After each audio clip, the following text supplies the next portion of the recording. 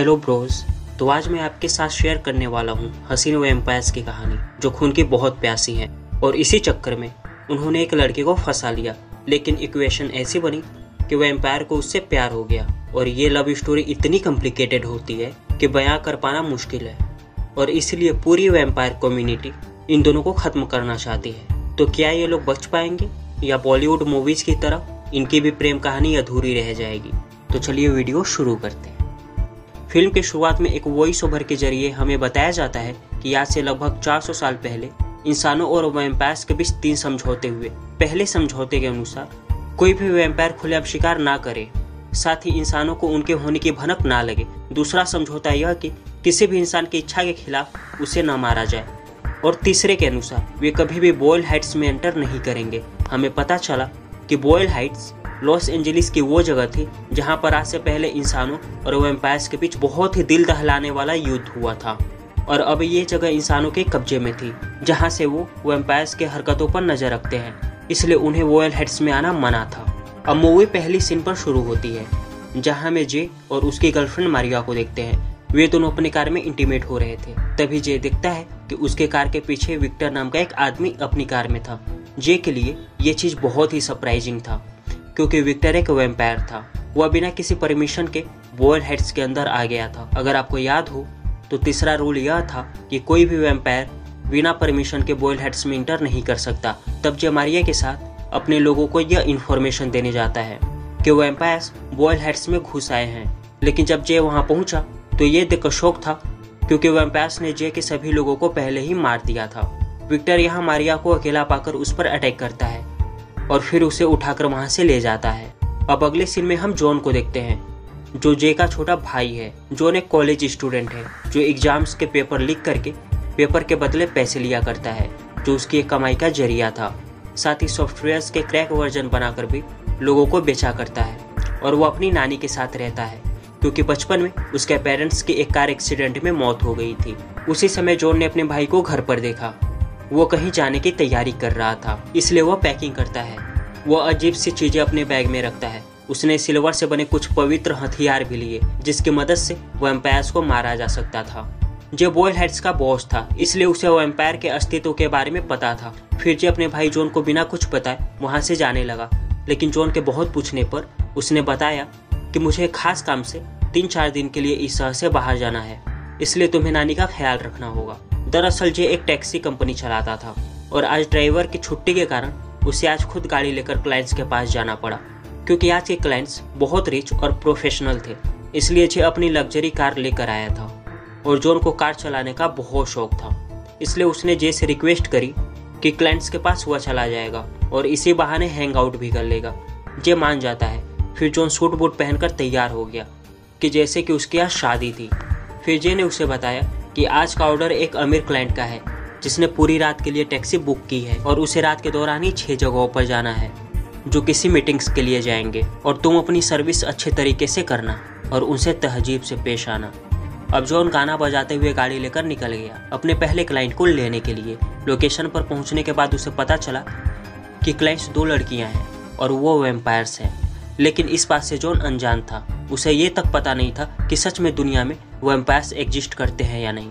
फिर वह जोई से मिला।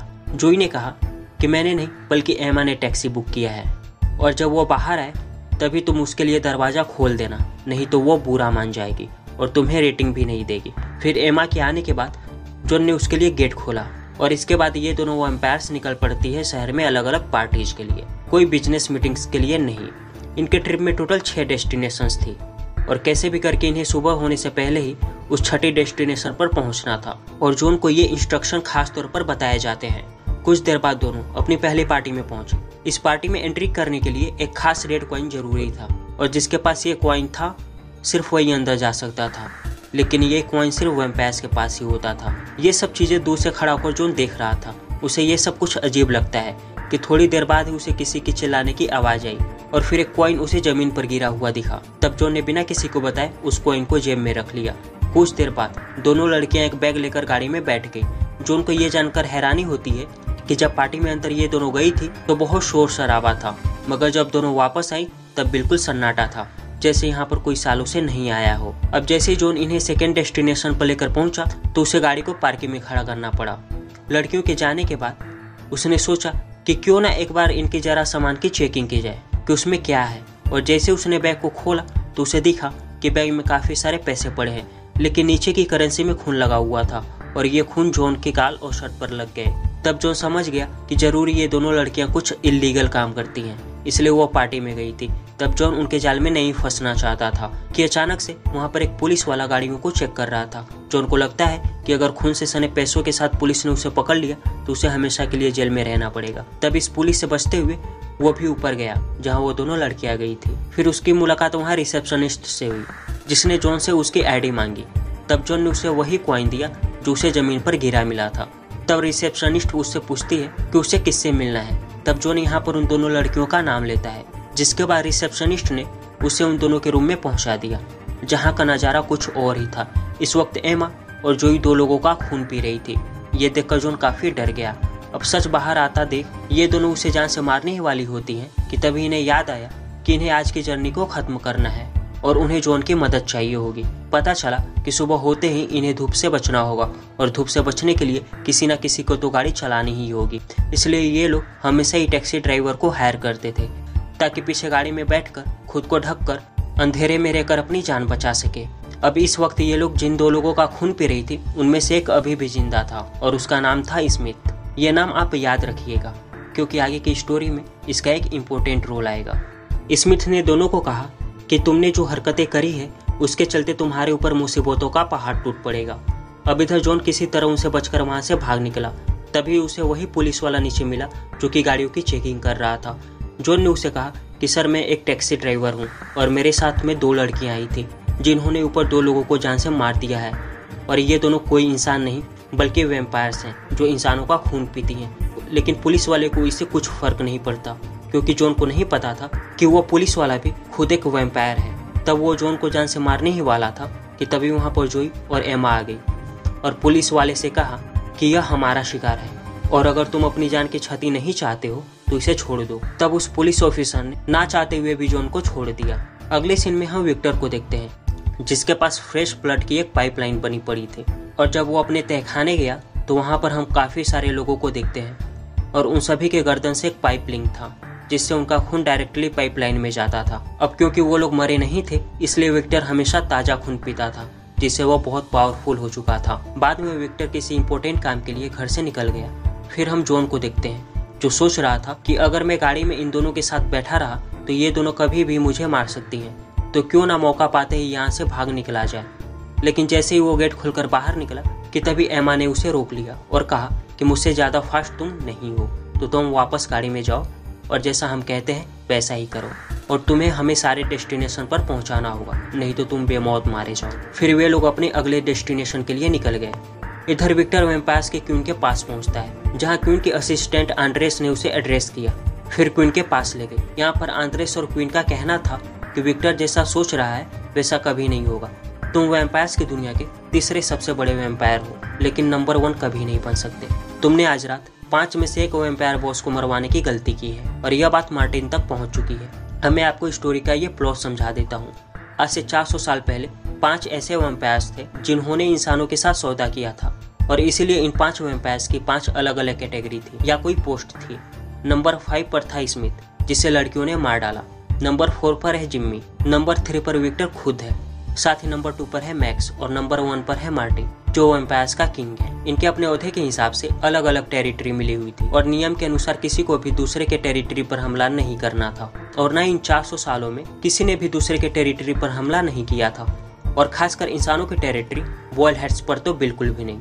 लेकिन कुछ दिन पहले ही बॉल्ड हेड्स में विक्टर ने एक लड़की को उठा लिया जिसका बॉयफ्रेंड खुद जे है जो कि इंसानों की टेरिटरी का रक्षक है और जे के पूर्वजों ने ही 400 साल पहले वैम्पायर्स के साथ संधि की थी और तभी से ये चीजें पीढ़ी दर पीढ़ी चलती आ रही है। जे उसी पीढ़ी से जो कि हमेशा से इनके दुश्मन रहा करते थे, इसलिए जे और उसके लोग किसी भी वक्त इन 5 में से किसी भी बॉस पर हमला करने के लिए आ ही रहे होंगे। इसलिए मार्टिन बहुत ज्यादा गुस्सा है और वो विक्टर को खत्म करना चाहता है। लेकिन विक्टर पहले से ही बहुत ज्यादा होशियार और ताकतवर था जिसने ऑलरेडी मार्टिन को मारकर उसका कान ले लिया था और फिर उसे आंद्रेस और क्वीन को भी मार डाला। फिर अगले सीन में हम लड़कियां और जॉन को देखते हैं जो अपने अगले पार्टी के लिए तैयार थे। फिर ये लोग पहुंचते हैं जिमी को मारने के लिए। तब एमा आगे निकल गई कि तभी जॉन को जोई ने बताया कि हम वो वैम्पायर्स करीब 400 सालों से जिंदा हैं और उनका बॉस विक्टर है जो 5 बॉसेज में से एक है और उसने आज रात को ही हमें बाकी चारों बॉसेज को मारने का ऑर्डर दिया है और अगर इस काम में देरी होगी तो हर बॉस अपनी अपनी सिक्योरिटी को बढ़ा लेगा, इसलिए सारे बॉसेज को आज रात में ही निपटाना है। लेकिन जॉन को इन सब चीजों से ज्यादा फर्क नहीं पड़ता। पता नहीं क्यों और कैसे वो जोई की तरफ अट्रैक्ट होता है और जोई को भी वो बहुत पसंद आने लगा था। इधर जे और उसके साथी जिमी के पास पहुंचते हैं, लेकिन यहाँ पर तो जिमी की हालत काफी खराब थी क्योंकि एमा और जोई ने वहाँ पर उसके सभी लोगों को मार दिया था। जिमी भी इस लड़ाई में काफी इंजर्ड हो गया था। वो विक्टर से खून की डिमांड करने लगा। इस पर जे उससे पूछता है कि आखिर तुम्हारा ये हाल किया किसने। इस पर उसने जवाब दिया कि हम 5 बॉसेज में से एक बॉस जो कि अब वैम्पायर्स का दुश्मन बन चुका है और वह है विक्टर। वह वैम्पायर्स की सत्ता को हथियाने के लिए हम चारों बॉसेज को मारने उसने अपने 2 लड़कियों को भेजा है और आज रात वह बाकियों को मारकर तुम्हें भी मारने आएंगी। अगर तुम चाहते हो कि मैं इस काम में तुम्हारी मदद करूं तो उसके लिए तुम्हें मुझे खून देना होगा ताकि मैं फिर से ताकतवर बन जाऊं। लेकिन जे उसकी बात नहीं सुनता और उसे मार देता है। अब 4 में से 2 बॉसेज मारे जा चुके थे, जिसमें नंबर 5 का स्मिथ और नंबर 4 का जिमी था। 3 तो खुद विक्टर ही था। अब नंबर 1 पर काबिज मार्टिन और नंबर 2 पर मैक्स बचे थे। लेकिन मैक्स को मारने से पहले उसके मेन मैनेजर टेड को मारना बहुत जरूरी था। टेड को मारने के लिए ये तीनों उसके अड्डे पर गए जहाँ पर एक पार्टी चल रही थी। अब इस क्लब पार्टी में जाते ही कि जॉन के कुछ कॉलेज फ्रेंड्स ने उसे देख लिया और उन्हें भी उसके साथ अंदर ले जाने की रिक्वेस्ट करते हैं क्योंकि ये क्लब शहर का सबसे महंगा क्लब था और कुछ खास लोगों को ही इस क्लब में जाने की इजाजत थी, इसलिए गार्ड्स जॉन के दोस्तों को अंदर नहीं जाने दे रहे थे। पर जॉन के मना करने के बाद वे लोग उसे चिढ़ाने लगे और कहा तू यहाँ अपने किसी क्लाइंट को लेकर आए हो और तेरी वैसे भी क्या औकात है, तू यहाँ पर आ भी नहीं सकता, तेरे शक्ल और कपड़े दोनों भिखारियों की तरह लग रहे हैं।